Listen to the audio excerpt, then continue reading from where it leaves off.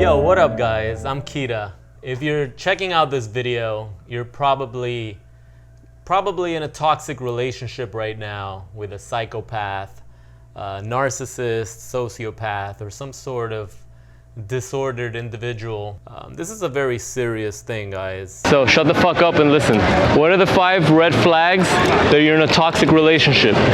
When your intuition tells you that the girl that you're with is untrustworthy, listen to your gut. Don't tell yourself stories that maybe you're making things up in your head and you're paranoid. Some shit's up. That's why we have intuition. You gotta confront the situation before it fucks you. The video you just saw was actually footage taken many years ago after, I guess you want to call it the discard phase, even though in my situation I broke up with my psychopath ex-girlfriend, but I still went through the discard phase because it was ugly. It was ugly what led me to break up with her. Let's go back to the video. The second step that you know that you're in a toxic relationship with a possible sociopath is when you find yourself walking on eggshells because you're afraid of how they're going to react. You're afraid that you're not going to get the validation that you used to get at the beginning of the relationship when she was actually trying to lure you in with her pathological lies and her little story that she was fabricating. When you find yourself not being yourself with this person, that means you're afraid of the reaction. It means if you just want to jump up here and jump back down, and you're afraid to do it because she might tell you, hey, don't do that, you're an idiot, you're embarrassing me, like, now you're not being yourself. So now you're stopping yourself from doing the things that you want to do. That's a toxic relationship. You're supposed to feel safe with your partner. Now I know I said I was going to talk about 5 things, I'm just going to talk about 3. We're going to elaborate on the pathological lies, what they call pathological liar.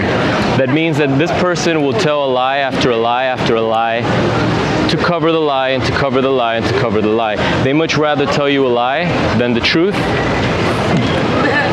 for protection, just in case, even if the truth is not bad, just in case it exposes them somehow. They rather just fabricate a story.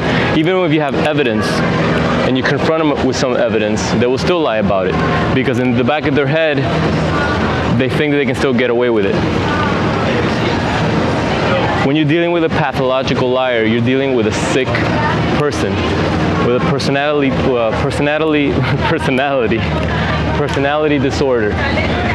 These people aren't normal. They will fuck your life up. They'll fuck you up emotionally, psychologically. They'll fuck up your perception of what's real and what's not. You gotta stay the fuck away from people like this. And I know it's hard. Once you're attached, once you're sucked in, you don't want to believe that it's true. You don't want to believe that this is happening to you. But once your intuition is screaming at you that something's wrong, you gotta listen to it. Because the longer you stay in that relationship, the sicker you get. The harder it's gonna be to get out. So this video was taken maybe 3 or 4 weeks after that breakup. At the beginning, I didn't know that she was a psychopath. So when I finally learned what she was, I just went berserk.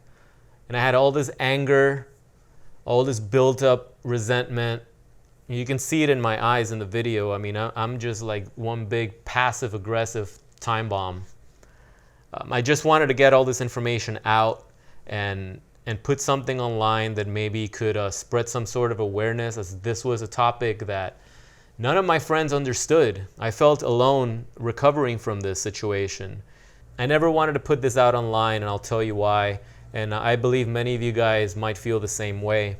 I guess I felt shame. I didn't want my psychopath, narcissist ex-girlfriend, who was stalking my social media at the time. I didn't want her to find footage of me so broken. So I locked up the videos in a vault, and I'm bringing it to you guys today because many years have passed. There's been a lot of healing. I've learned so much, grown from this situation, and I've helped so many people. I've helped so many people realize that their partners are psychopath narcissists. I've helped so many people get out of toxic relationships that when I look at the video now, I'm not embarrassed at all at what I'm seeing. I'm seeing something that happens to all of us. This is what happens when you're in a toxic relationship and you're discarded, or you finally had enough and you got out of it. It's not a normal relationship. It's not a normal breakup where both parties are sad and there's tears and you try to work it out. You're left in the dark. You're left in the dark of what happened. And as you start putting the pieces together and your PTSD gets a little out of control because of the shocking truth, it can be quite scary. It could be quite scary what comes out.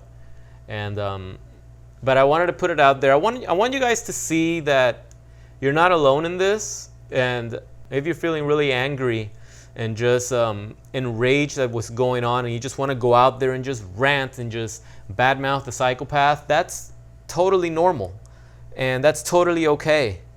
To a certain extent, I mean, I don't like to give narcissists power by showing them any sign of weakness. But the fact that we're out of the relationship, the fact that we were able to move on and grow and turn our life around is actually it's actually a sign of strength, not weakness. So I encourage everyone who's going through some sort of post-traumatic stress disorder from a narcissistic relationship, from having survived being married to a psychopath, dating a sociopath, to really find your courage to put out content and share your experience. I can tell you, I wish I had a video like this when I was in my situation, when I got out of the situation too. But when I was in it, if just one person would have told me, hey, those are all red flags. Those are all red flags of a narcissist. You possibly could be dating a psychopath right now. Man, I can't even fathom where my life would have been. I mean, could I have gotten out of the relationship sooner? I would hope so. I hope you guys do. I hope you guys right now that are checking out this video realize that you don't have a minute to spare. You got to get out of this situation fast. This is never going to get better.